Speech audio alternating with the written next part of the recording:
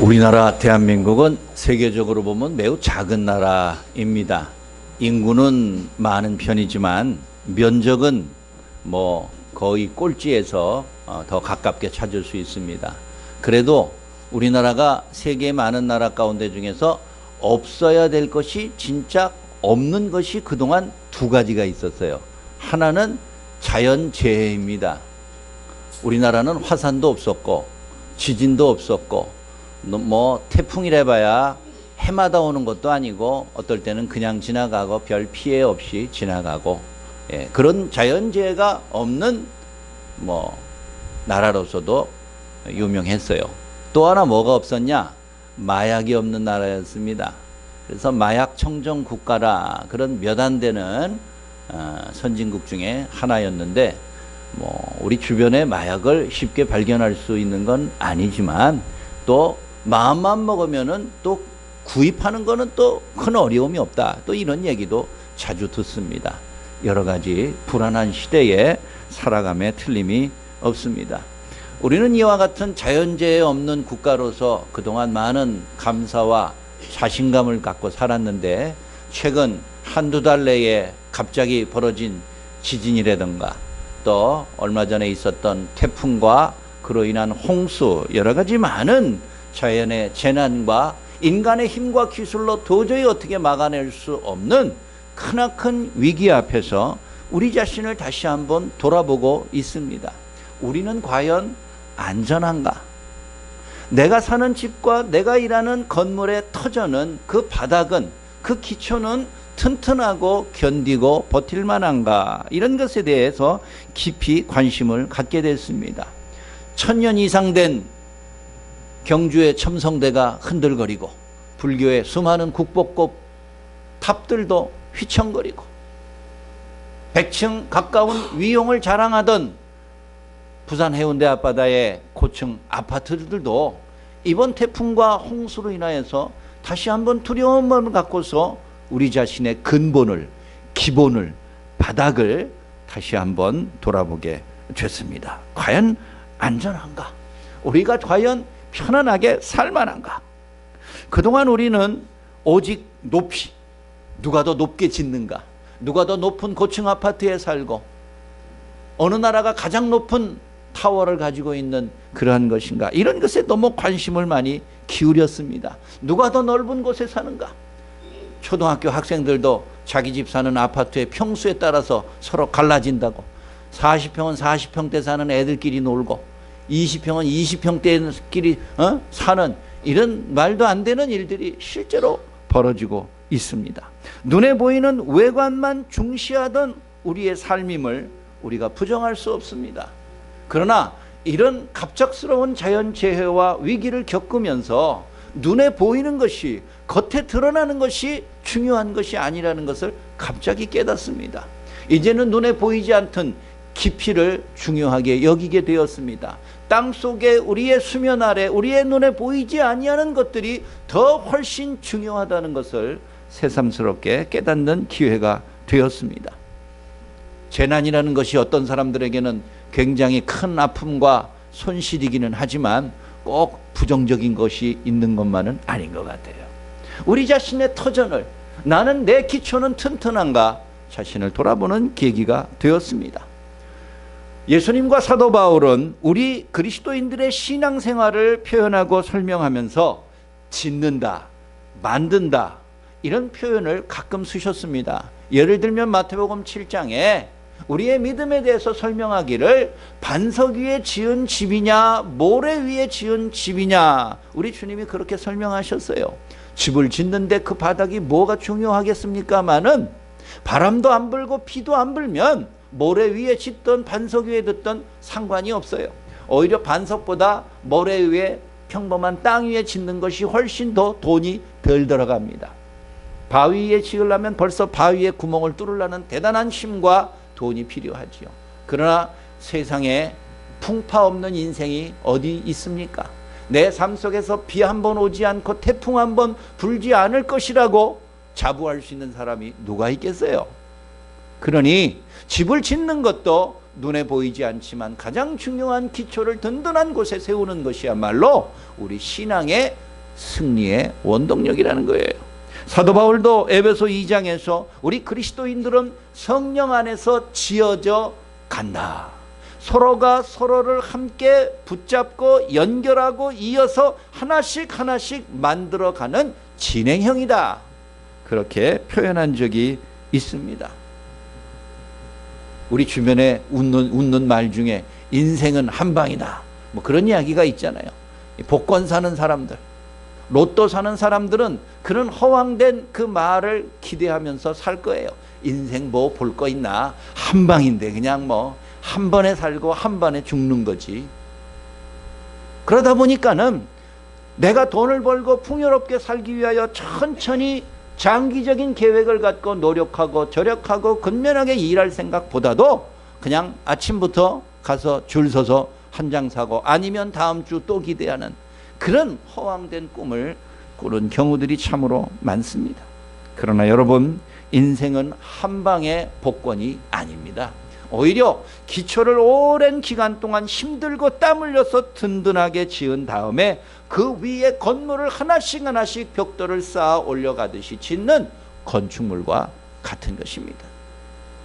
오늘날 이와 같은 시험 많은 자연재해와 같은 수많은 사탄의 유혹이 넘쳐나는 세상 속에서 우리는 우리의 믿음을 어떻게 견고하게 지탱해 나갈 것인가?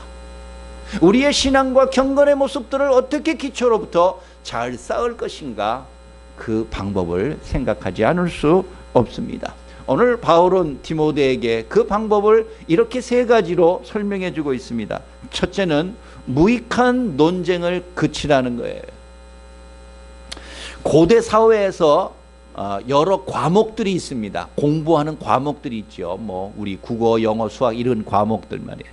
고대 사회에서 지도자가 되려고 하는 사람들의 필수 과목 중에 하나가 수사학이라는 것이 있습니다.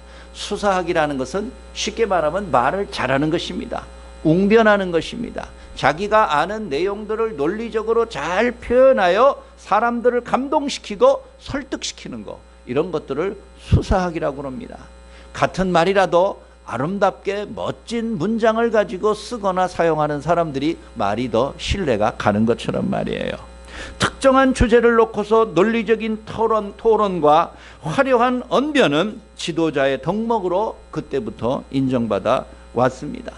지금도 그러한 전통들이 서구 사회에서는 이어져 내려오고 있습니다.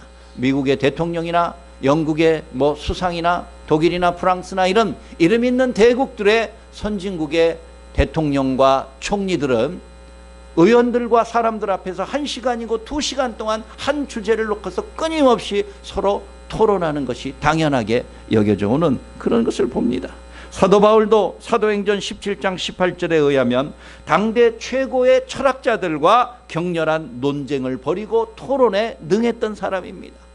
바울은 고대 사회에서부터 수사학을 배웠고 논리학을 배웠고 말하는 것에 대하여 언변하는 것에 대하여서 많은 사람들 앞에 뛰어난 재능을 보였습니다.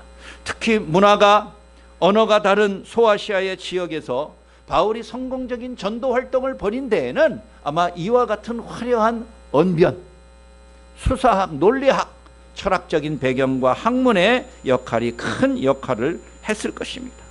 그런데 그런 토론과 그러한 논리에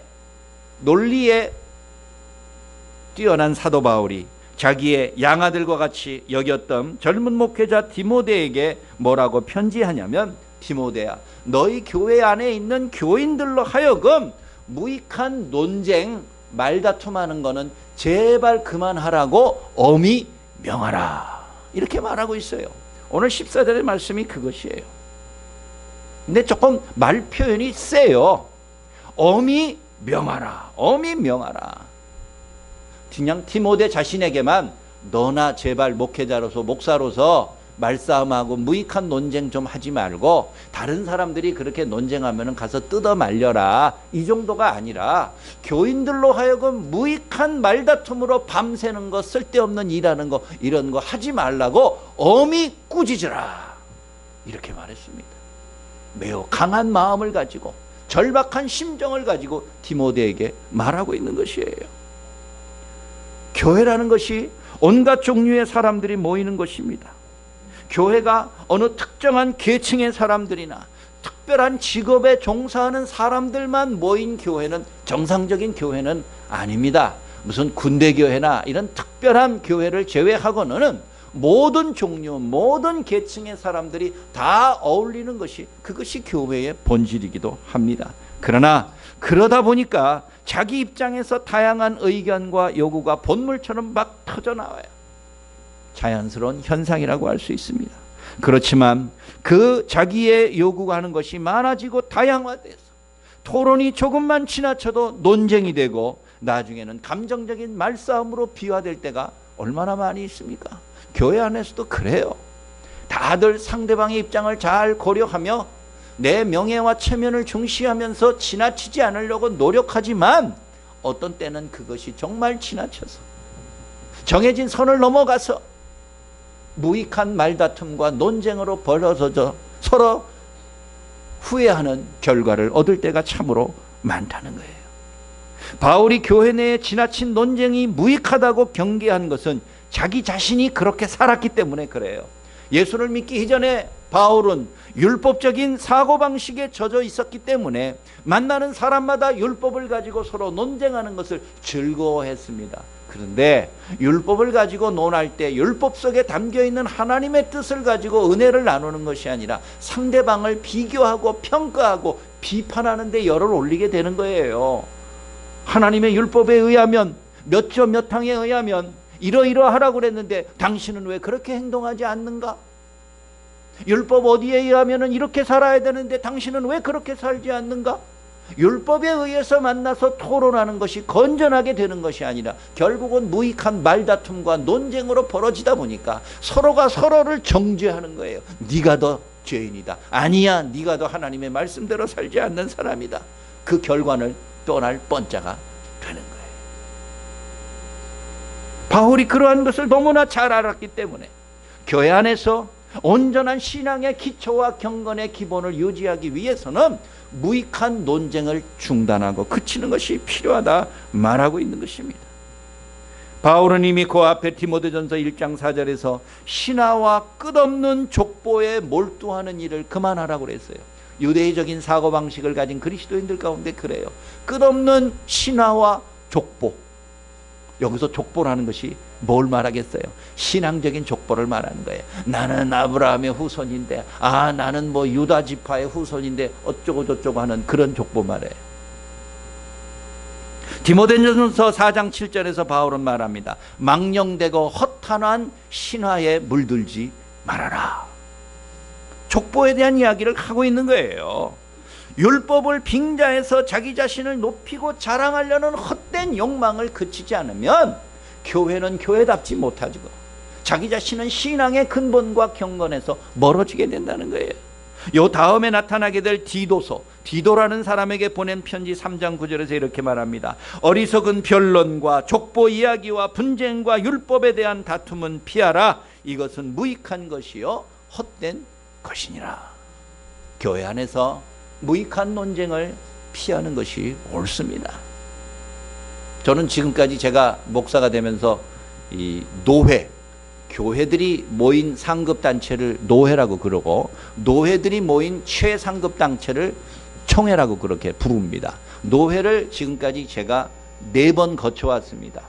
내가 심호하는 교회로 가면은 그 교회가 속해 있는 노회로 내가 이제 내 적을 글로 옮기고 또 이 노회로 옮기고 이렇게 해서 지금 4번째 노회에 이르렀습니다. 그런데 그 노회들이 다 좋은 노회냐? 뭐 미안한 얘기지만 그렇지는 않아요. 좋은 때도 있지만 어떨 때는 정말 오늘 바울이 여기에서 꾸짖은 것처럼 무익한 논쟁으로 날 세우는 경우들도 가끔 있었어요. 과거에 몇몇 노회들은 그래요. 노회가 처음 시작하면은 일단 출석을 부릅니다. 개회를 선언하기 전에 사람이 제대로 다 왔는가, 과반수는 와야지 개회를 선언하고 그러잖아요. 그러려면 출석을 서기가 불러요. 가나다 순으로 부르는 것이 아니고 다 그 고참 순서대로 부르는 게 있습니다. 자 이렇게 부르면 나는 그땐 젊어가지고 거의 끝에쯤 한숨 자고 일어나면은 그때 이제 불러요. 그렇게 이름을 부르는데 한 목사님이 갑자기 중간에 손을 들더니 이의를 제기하는 거예요. 의장 할 말이 있대요. 그래서 그 의장 목사님이 목사님 조금만 기다리세요. 출석 한번 부르고 그리고 정식으로 개회를 선언합니다 라고 땅땅땅 두들긴 다음에 당신한테 첫 발언권을 드릴 테니까 그때 말씀하시오. 아니라는 거 지금 해야 된다는 거예요. 그래서 아니 개회가 돼야지 뭐 발언을 하고 그 발언에 대해서 토론을 하고 그러지요. 일단 개회부터 합시다. 안 된다는 거야. 이건 개회 전에 불러야 돼. 해야 된다는 거예요. 그래서 하도 그렇게 그냥 강하게 주장하니까 노 회장 목사님 알겠습니다. 출석 부르는 거 잠시 중단하고 말씀하세요. 나와서 부르는데 왜 내 이름을 늦게 부르냐 이 말이에요. 그래서 다들 웅성거렸어요.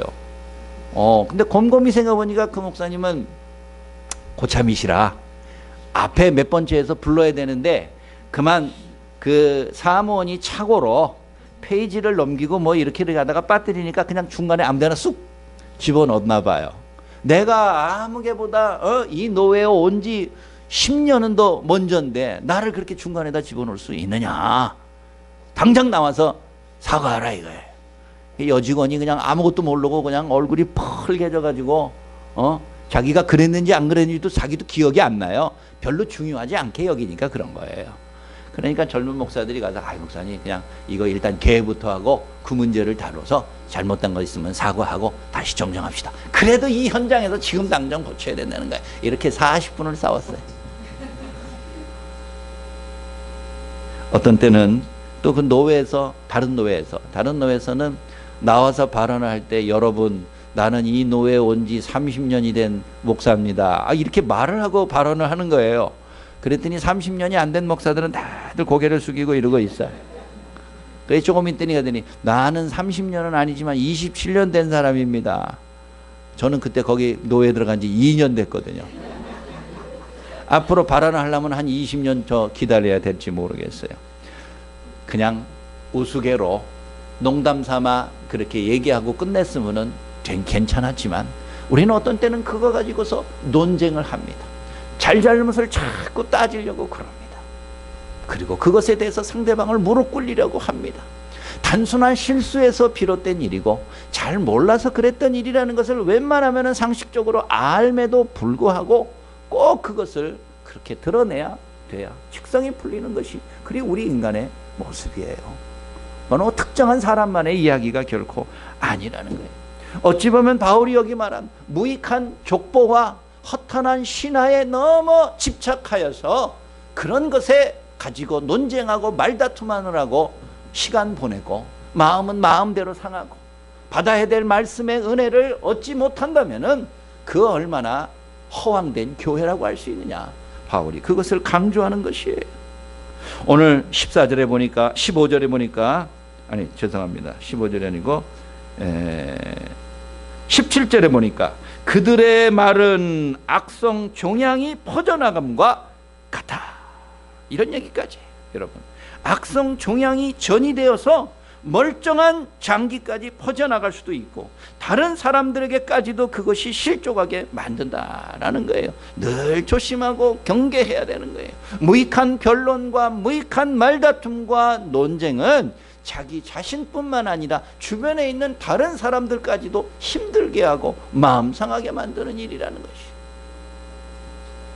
오늘날 교회에서도 모이면 정치 이야기합니다. 선거철이 되면 선거 얘기합니다. 어떨 때는 돈 버는 방법에 대해서도 서로 논쟁합니다. 부자 되는 방법에 대해서 얘기합니다. 어떤 사람들은 자기 자식을 지나치게 또 자랑합니다. 이런 것들이 다 사람 사는 곳에서 있을 수 있는 내용입니다. 한국 사람들은 그런 일에 더 민감하기도 합니다. 그러나 과유불급이라고 지나쳐서 조금 더 나아가면은 차라리 아니햄만도 못한 부족함만도 못했던 결과로 나타날 때가 얼마나 많습니까? 우리 모두가 다 알지 않아요? 그때 거기서 그만 그쳤어야 되는 건데 내가 그 정도에서 끝냈어야 되는데 말을 한 번 더 하려고 한 걸음 더 나갔다가 완전히 싸움판이 돼버리고 그 사람과 나하고 그렇게 가까웠는데 서로 어색해지는 일들을 우리 모두가 경험하는 거예요. 논쟁과 토론과 자기 의견을 내놓는 것은 당연하고 민주사회의 정당한 일입니다. 그러나 그것이 무익한 논쟁으로 비화된다라고 생각하면 당장 그쳐야 되는 것이, 그만둬야 되는 것이. 신앙생활의 기초는 자화자찬이 아닙니다. 반대로 토론하고 대화할 때에 서로를 세워주고 칭찬하고 감사가 넘치게 함으로써 우리의 믿음의 기초가 거기로부터 시작되는 것이고 교회가 든든한 교회로 세워나가는 결정적인 출발점이 되는 것임을 꼭 기억하시기 바랍니다. 두 번째, 경건의 중요한 기초와 신앙의 기본은 진리의 말씀을 잘 분별할 줄 알아야 한다는 거예요. 15절 말씀 한번 보겠습니다. 여러분 15절 한번 다 같이 한번 읽어봅니다. 15절 시작. 너는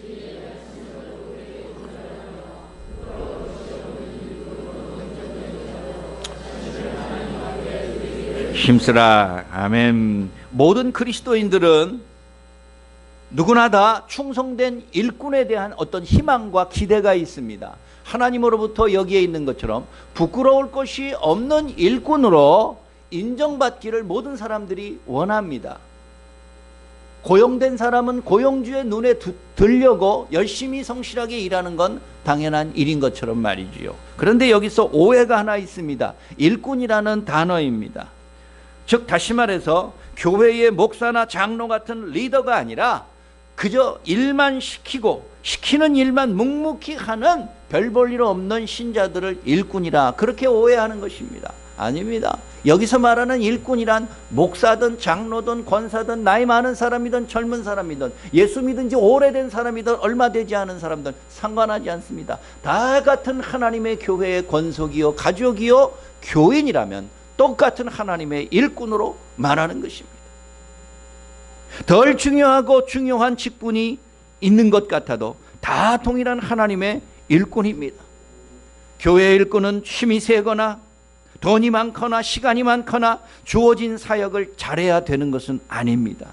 일꾼의 최우선 자격은 기술 좋고 일 잘하는 것이 아니라 오늘 말씀 보십시오. 진리를 옳게 분별할 줄 아는 사람이 되어야 한다는 거예요.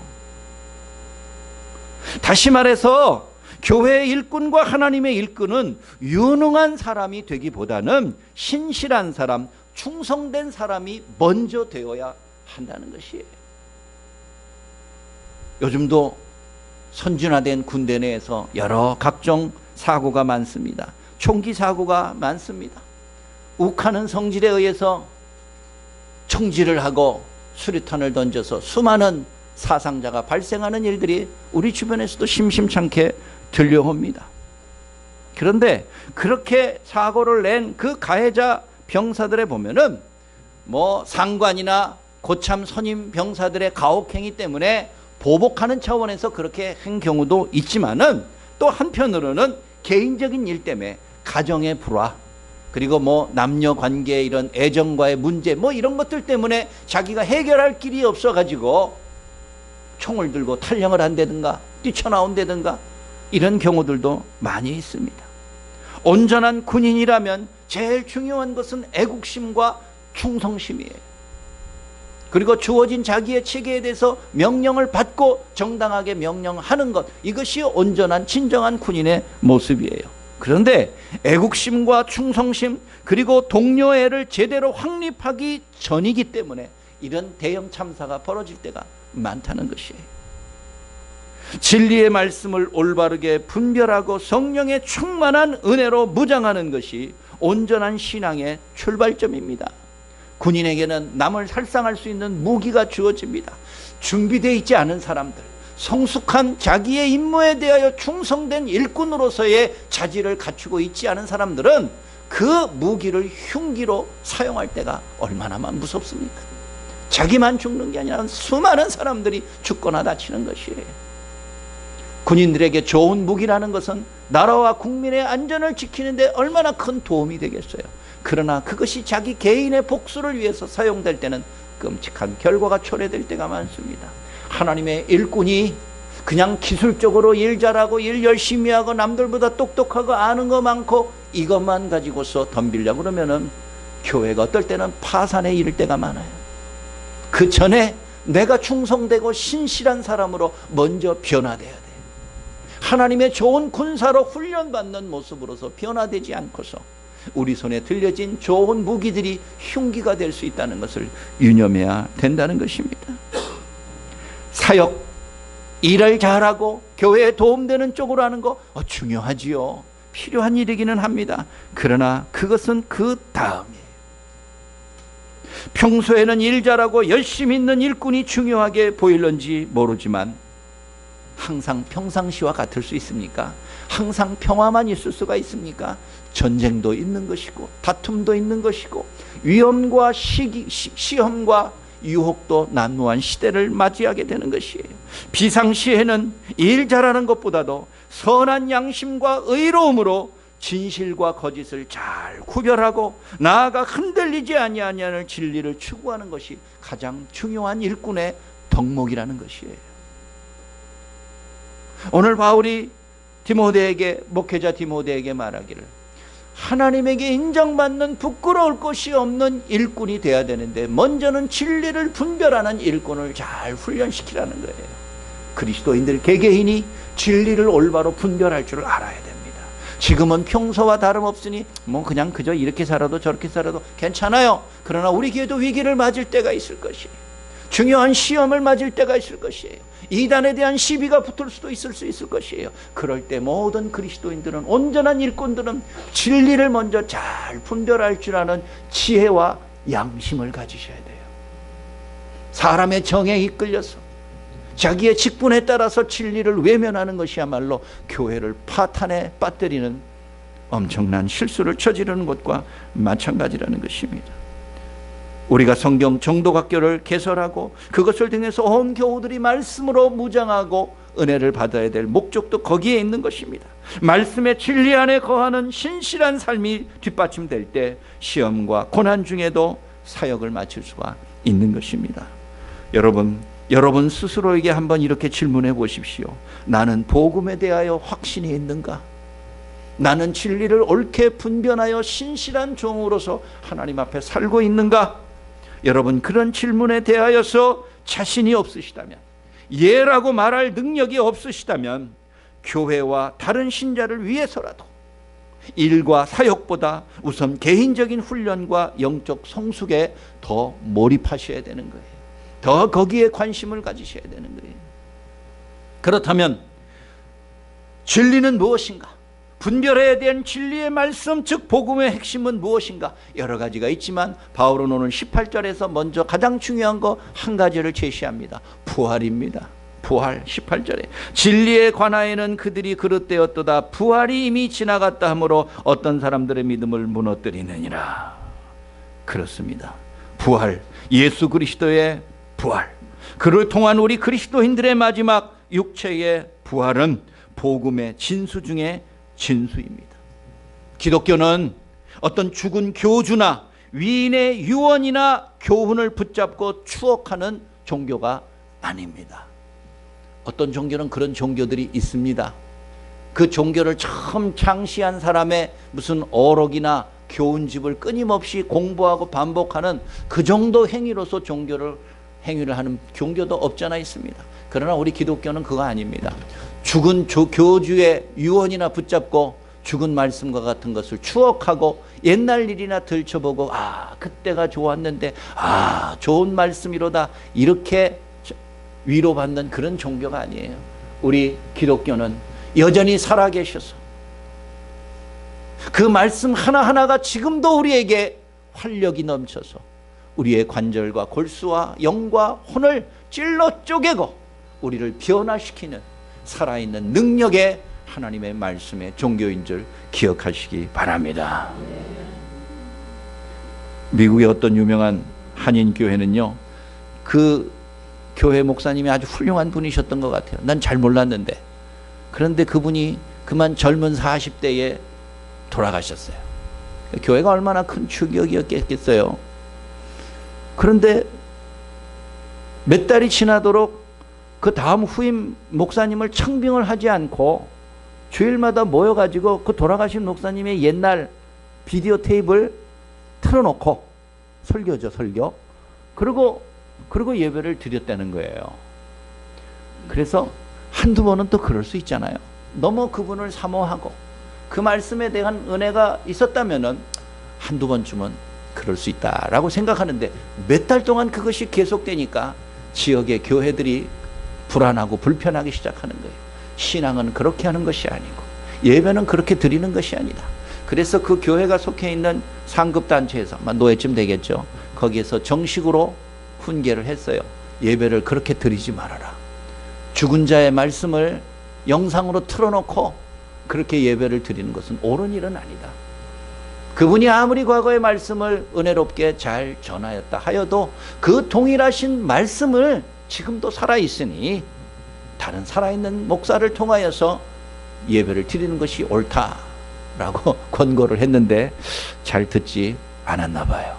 지금은 어떻게 됐는지 저도 잘 모르겠습니다. 우리가 그 교인들의 입장을 이해는 하지만 올바른 정당한 방법이라 생각하지 않습니다. 말씀은 죽은 자의 말씀을 회상하는 것으로서 우리가 은혜를 대신하고 하나님에 대한 예배를 대신할 수 있는 것은 아닙니다. 우리의 말씀은 살아있는 것이고 기독교는 부활의 종교이고 언제나 새로워지는 능력 있는 그 말씀이 되어야 되기 때문에 예수 그리스도에 대한 부활에 대한 확신, 그의 부활을 통해서 나도 부활할 것이라는 믿음을 갖고서 신앙생활 할 때에 우리가 진리의 말씀을 끝까지 온전하게 붙잡는 귀한 일꾼이 될 줄로 믿습니다. 마지막 세 번째, 견고한 터전을 끝까지 지켜나가는 것이 우리의 신앙생활의 중요한 목표입니다. 여러분, 빛이 생기면서부터 그림자가 생깁니다. 그렇죠? 긍정적인 일이 생기면서부터 부정적인 일들도 똑같이 생기는 거예요. 이단의 역사도 마찬가지예요. 교회가 생기면서부터 이단들도 바로 생겨요. 하나님의 말씀을 잘못 가르치고 왜곡하고 욕망에 있는 모습이 이단의 출발입니다. 오늘 여기 바울이 16절에서 너희들 가운데 후메네오와 빌레도라는 사람을 조심하라, 이렇게 이름을 아예 구체적으로 거명하였습니다. 얼마나 급하고 중요했으면 이름까지 거명했겠어요. 그냥 이러이러한 사람, 이러이러한 교훈과 이러이러한 풍조를 조심하고 경계하라, 이 정도 말해도 괜찮을 것인데 아예 사람 이름을 딱 갖다 붙였어요. 특별히 후메네오와 빌레도를 조심하라. 그가 가르쳤던 모든 교훈을 귀담아 듣지 말아라. 바울이 그렇게 못 박아서 말하고 충고하고 있습니다. 그들은 그 당시에 소문난 이단들이었던 모양인데 무엇보다도 그 두 사람은 그리스도의 부활을 부인하는 사람이었어요. 복음의 진수를 부인하는 거예요. 아무리 다른 것들을 다 인정하고 다 중요하게 설교하고 그래도 그리스도의 부활 하나만 부인하여도 그건 기독교인이 아니에요. 그리스도인이 아니에요. 이단이라고 할 수 있어요. 우리가 고백하였던 사도신경의 내용 가운데서 단 하나만이라도 우리가 부인하고 인정하지 아니한다면 우리는 사도신경을 부인하는 것이나 마찬가지, 우리의 신앙을 부인하는 것과 마찬가지예요. 이단의 가장 큰 폐해는 기존의 신자들의 믿음을 단번에 무너뜨린다는 것이에요. 한 번의 일격에 거꾸로 뜨리는 능력이 이단들에게는 있습니다. 여러분, 아무리 비싸고 맛있는 음식이라도 하루만 냉장고 바깥에서 깜빡 잊고 내버려두면 그 다음날 아침에 곰팡이가 위에 잡혀서 먹을 수가 없어요. 아까워도 어쩔 수 없어요.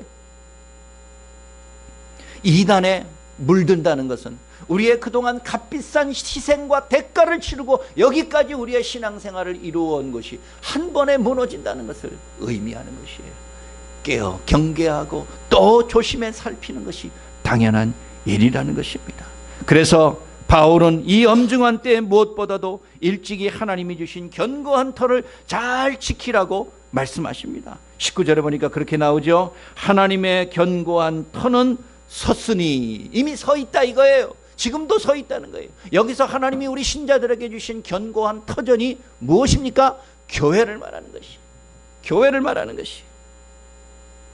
혼자로 막기 어려운 시험도 여럿이 같이 감당하면 능히 이길 수가 있습니다.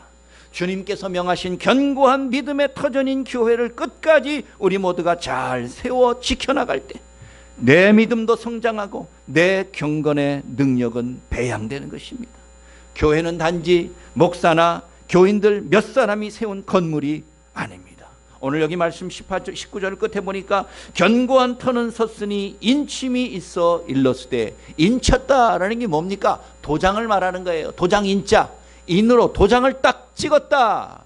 언제 주로 도장을 찍지요? 자기 소유를 확인할 때 도장을 찍습니다. 옛날엔 저도 책을 사면은 제일 겉표지 안쪽에다가 제 도장을 팍 찍었어요. 이거는 내 거다. 하나님께서 준비하신 견고한 터전에 하나님이 도장을 찍으셨다라는 거예요. 주께서 우리에게 세우셔서 보내주신 교회는 하나님의 교회요, 하나님의 소유된 것이다. 하나님의 교회라는 것을 우리에게 말해주고 있습니다. 주님이 세우신 이 거룩한 공동체 교회, 마태복음 16장 18절에서 반석 위에 내 교회를 세우르니 음부의 권세가, 사탄의 권세가 이기지 못할 것이다. 주님이 그렇게 약속하셨던 것을 기억합니다.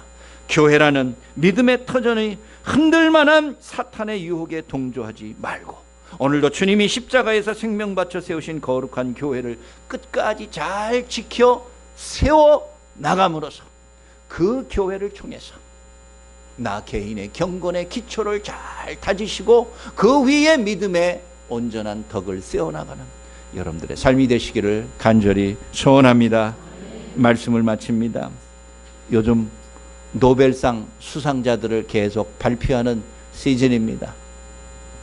우리 옆나라 일본인들이 작년, 재작년과 더불어서 계속해서 해마다 몇 명의 노벨상 수상자가 나온다는 걸 보며 우리가 부러운 눈길을 보냅니다. 일본인들이 아시아인들 치곤 드물게 이와 같이 과학상을, 최고의 과학상을 수상하는 이면에는 기초과학에 대한 오랜 투자와 관심이 있었기 때문입니다.